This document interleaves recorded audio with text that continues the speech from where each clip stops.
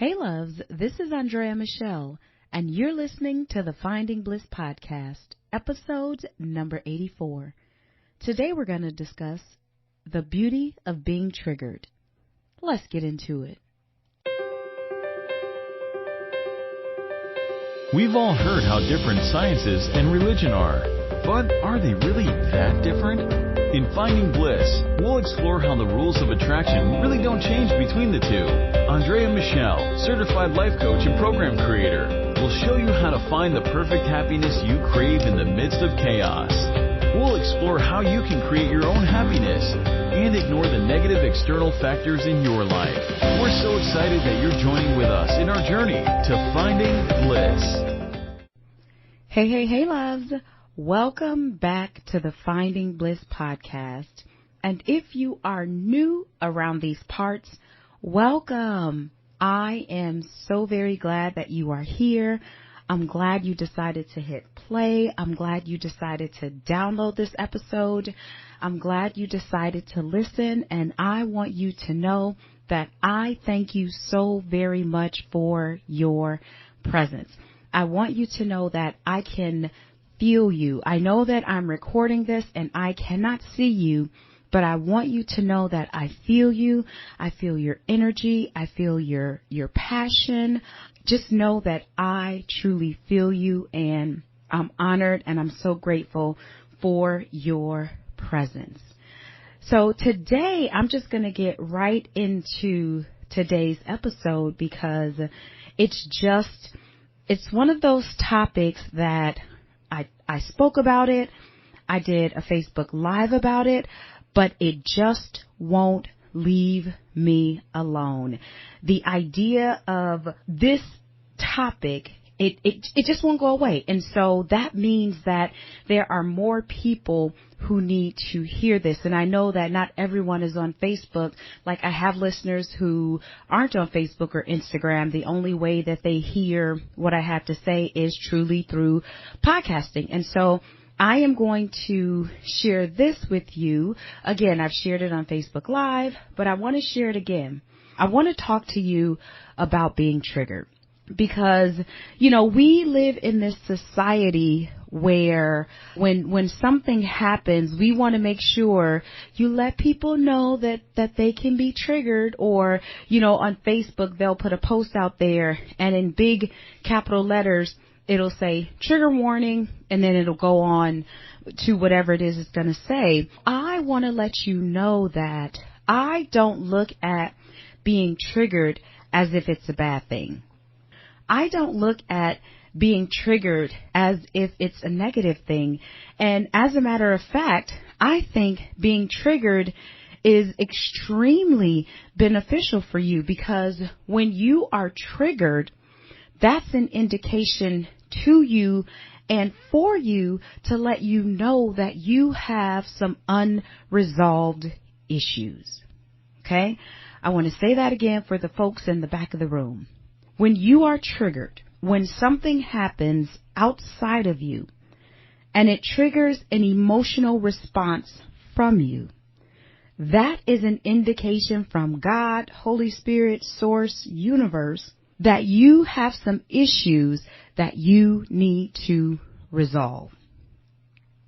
And another thing I want you to know about being triggered, if you are being triggered at any particular or specific moment, then you are being triggered in that moment because God feels that you're ready to deal with it. And I know you may feel like, no, I'm not ready. I don't want to deal with it. But beloved, I want you to understand that as long as you suppress the emotions that comes along with the unresolved issues, you will always be stuck in a cycle, and you will always get the same results that you have always gotten. So when it comes to being triggered, don't look at it as if it is a bad thing. And, I want to take a step back and tell you how I've come to this conclusion, or perhaps tell you why now I feel the need to talk about being triggered, and that is because recently the world knows that Kobe Bryant and his daughter, along with 7 other people, died in a very tragic accident a couple of months ago. As a result of their passing and the relationship that he had with his daughters and how gentle he was and how supportive he was, that began this trend of #girldad. And some of you may have heard this story before, and if you have, just pretend like you haven't. And for those of you who haven't, just sit back. It's actually a really good story. So, it started this hashtag of girl dads, and I had so many of my friends who were posting pictures with their dads and their granddads, saying, oh, my dad was this, my dad was that, he was a girl dad. And I was so caught up in the movement that I went to my phone and I was going to search for a picture with me and my dad and create some sort of cute caption on social media to let people know that I had a girl dad. And y'all, the universe is so good. God is so good. And that's why it pays to always be in tune and in touch with who you are authentically. Because as I went to my phone to get ready to search for a picture, it was like, wait a minute, stop, Andrea. You didn't have a girl dad. And I was like, oh my gosh. Like, it was like, what story are you going to tell? It's like, a conversation with myself, like, Andrea, really, truly, what story are you going to tell? You didn't have a girl dad. And it stopped me in my tracks. And I thought about it. I was like, you know what? That's true. I didn't have a girl dad. This isn't my life. And because I was hit with the realization that I didn't have a girl dad, that then began to trigger feelings of unworthiness, right? Because I then started thinking about my entire life and how I grew up and how there were so many times where I would have loved for my father to be there to support me, and he was not there. Now, I want to make this very clear. I hold nothing against my father at this point in my life. I'm telling this story because it is truly a part of my experience, my personal growth. And I ultimately and fundamentally believe that people do the best that they can with the resources that they have. And so I believe that my father, although he was absent, I believe that he did the best that he could with the resources that he had. And had he known better, I truly believe he would have done better. But anyway, so, I had to come to grips with the fact that, I did not grow up with my dad in my house. And he wasn't this guy who, supported everything that we did, took us to all of these different places because, he just was not there. We lived in Wisconsin and he lived in Illinois, and, he showed up for graduations, birthdays, some holidays, and all of those things. But from a day-to-day perspective, he just simply wasn't there. And so now understand this, that I was triggered by that movement, and I would work through that every day, because then I would get thoughts of, oh, I remember when this happened as a little girl and daddy wasn't there, or I remember when that happened, or I remember this field trip and that field trip, and I would have loved for daddy to be there and he wasn't there. And so I was working through all of that, right? And so one day I woke up, and again, still working through it, getting better, getting stronger, releasing some emotions, releasing some bitterness, some forgiveness, forgiving myself, forgiving my father, forgiving my mother for, what happened. And I woke up one day, and now that I'm thinking about it, I think it may have been the full moon. I don't remember. Either way, I woke up one day and I was fine. And then I got to my office and I'm scrolling through Instagram, and all of a sudden I see this post by a coach. Now, those of y'all know that I'm also a coach. Now, we serve different markets, but still, she's a coach. And so I see this post from her, and she's posting about how she, 2019, she made like 3.6 or, 2.9 million or 3.9 million. It was either 3.6 or 3.9. I can't remember. Now, any other time that I would have seen that post, that I would have saw that, I would have gotten like so excited and straight up celebrated her, because what that means for me is that it is possible to make let's just say 3.9 million a year as a coach. Even though intellectually I already knew that, because I know several coaches who are multimillionaires. But when I see stuff like that, I just use it as fuel and confirmation, and actually an affirmation for me that it's possible for me. But that day, y'all, let me tell you, I saw that post and I went all in my feelings. I'm not talking about just a little bit like, well, that hasn't happened to me. I went so deep into my feelings that I started to feel unworthy. I started to feel like I am wasting my time. I started to feel like I was stupid and no one wanted what I had to offer. That's how deep I went in my feelings when I saw her post. And I want you to understand this. Her post had nothing to do with her. My reaction to her post had absolutely nothing to do with her, and it had all to do with me.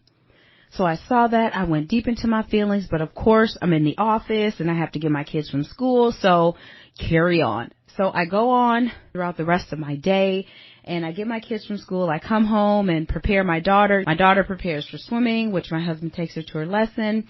I read with my son, which is our daily activity. When I come home from the office with the kids, I will either lay down or nap or sit in the sunroom for about 10-15 minutes, and then we'll read together. Or if I'm not tired, then we'll simply just start reading together. We read together every day for at least 20 minutes. Sometimes it's longer than that if he's like in the middle of a story. But anyway, so I did that with him, and my husband took Lauren to her swim lessons, and I was supposed to start making dinner. I was so broke down that I started crying in the midst of cooking dinner. And so my son is downstairs with me, and I'm not afraid to cry in front of my children. As a matter of fact, I think it's healthy for children to see their parents cry. I think it's healthy for children to see their parents interact and engage with one another, because that's how they learn how to be better humans. And I always tell my children, express yourself in the moment, but do it appropriately, right? Like if you're angry, don't get all loud and scream. That's not the appropriate way. But if you're angry, it's okay to tell yourself, you know what, I'm angry right now. And you may need to simply walk away and you excuse yourself. So anyway, I'm down there and I'm trying to make dinner, and I'm crying, and my son's like, Mom, what's wrong? Are you okay? And I told him straight up, I said, you know what? Right now, I am not okay, but I will be okay. I'm not okay now. I said, I need to step away. I need to take a few minutes and step away, Gavin. And he said, okay, Mom. So he went back to, I think he was doing his homework at that point, doing whatever it was he was doing. And he's 9 and Lauren is 11. So y'all, this is where it gets good. I go up to my room, and of course it's winter in Wisconsin. So by the time I get up there at, 6:30, it's dark outside. And so of course all the lights are off upstairs, and our room is no exception. It's pitch black in our room. And I was so beat down, y'all, that I sat on the floor in my bedroom in the darkness and I cried for an hour straight. I mean, I'm not talking about just the, teardrop, I'm talking about the straight up ugly cry, like where snot is running all down your nose and where your eyes are like all puffy and red and swollen.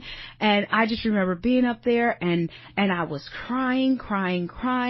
And I know, and I may have said this already, but this reaction was from me being triggered by seeing her post. But remember, I was already triggered by the whole girl dad movement, and that brought on feelings of unworthiness that I was working through. And when I saw that, it brought up additional feelings of unworthiness.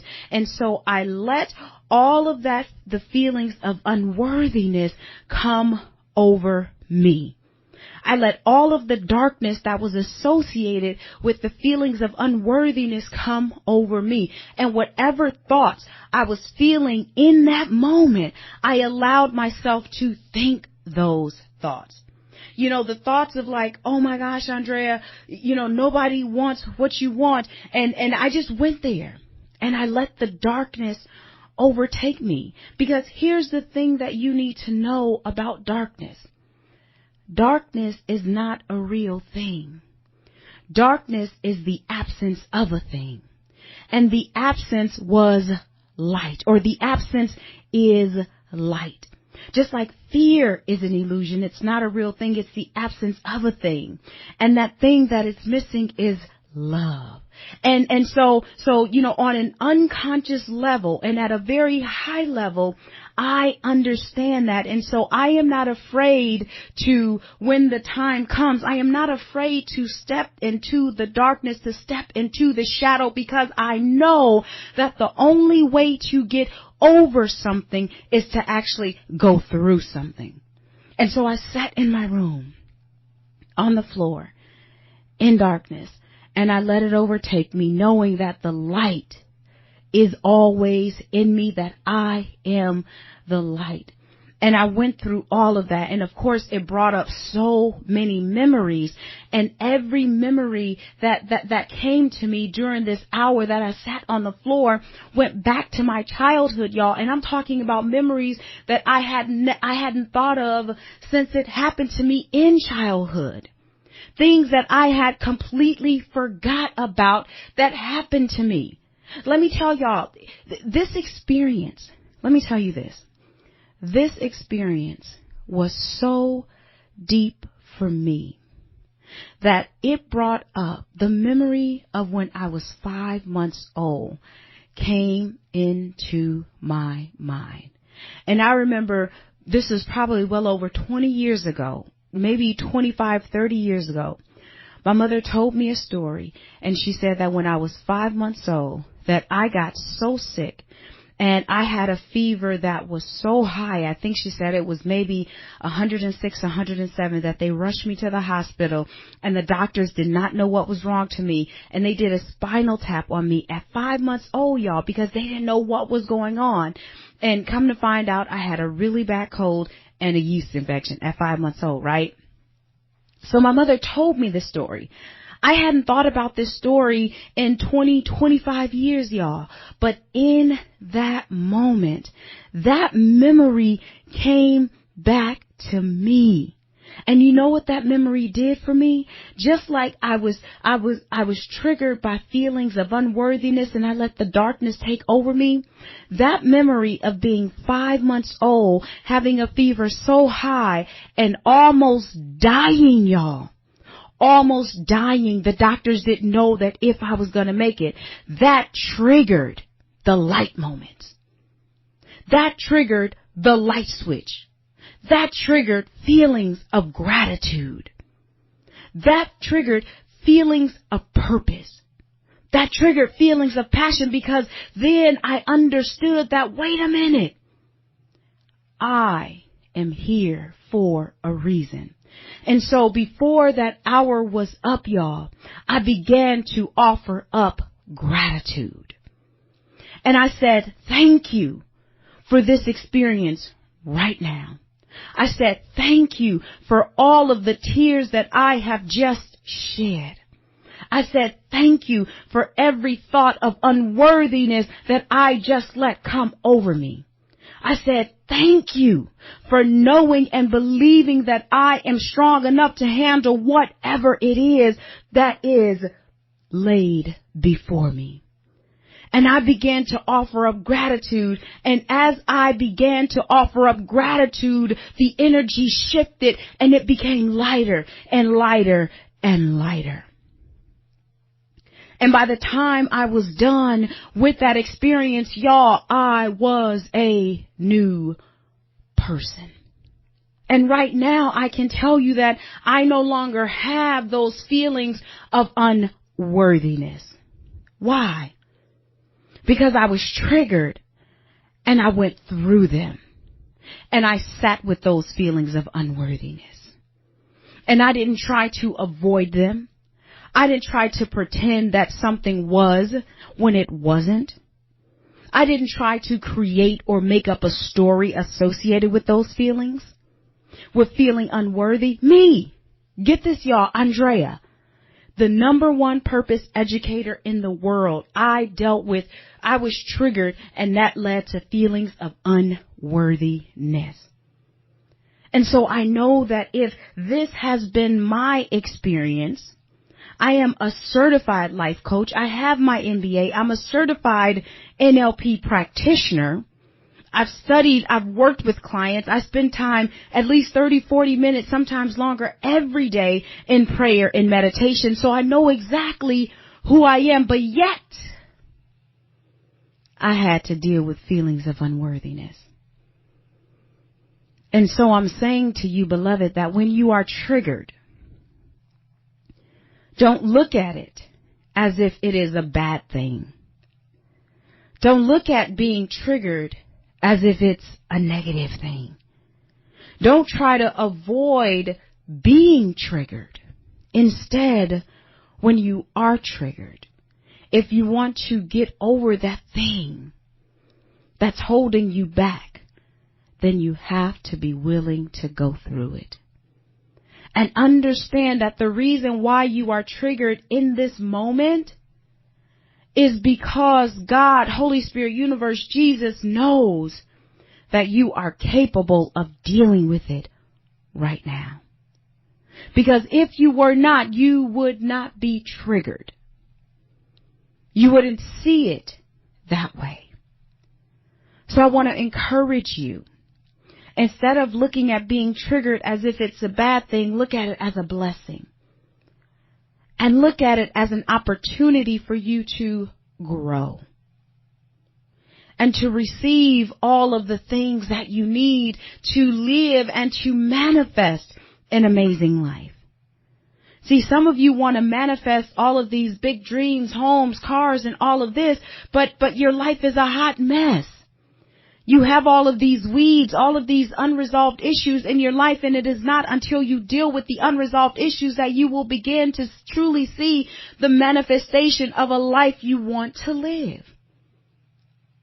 But you have to be willing to be triggered. You have to be willing to sit with it. You have to be willing to go through it. You have to be willing to step into the shadow of who you are. And when you do that, you will see your life change. And I know this is completely different from what society tells us and from what a lot of people are preaching. And so it may be hard for you to understand the concept of being okay with being triggered. So here's an affirmation to help you with that. I understand that I am a powerful being. All of my experiences are to prepare me to receive greater things. I am everything I need to be right now. Thank you so very much for listening. I hope you've enjoyed this episode of the podcast and the podcast in general. It would be such a great honor if you would subscribe and review it for me. And if you've enjoyed it that much, I hope you'd share it with your friends. I'm looking forward to us journeying together to find our bliss. Would you like to build your confidence and, more importantly, empower yourself? If so, then I'd like to invite you to download my 23 affirmations to build confidence and empower yourself. These were beautifully created so that you can print them out, hang them in your office, home office, bathroom, or wherever you need to see them on a daily basis to build your confidence and empower yourself. Please download them today. Are you a leader who's ready to discover your purpose and your passion find balance, reconnect with, and find your identity so that you can create more happiness, fall in love with yourself, make more money, and live an abundant life? If that is you, then I would love for you to join my brand new Facebook group called the Confident Women's Collective. In this group, the one thing that we realize is that we are a force of one, but a movement collectively. So if you are ready to discover who you really are, stand in your power, walk in your purpose so you can experience more love and happiness, then I would love for you to join the Confident Women's Collective.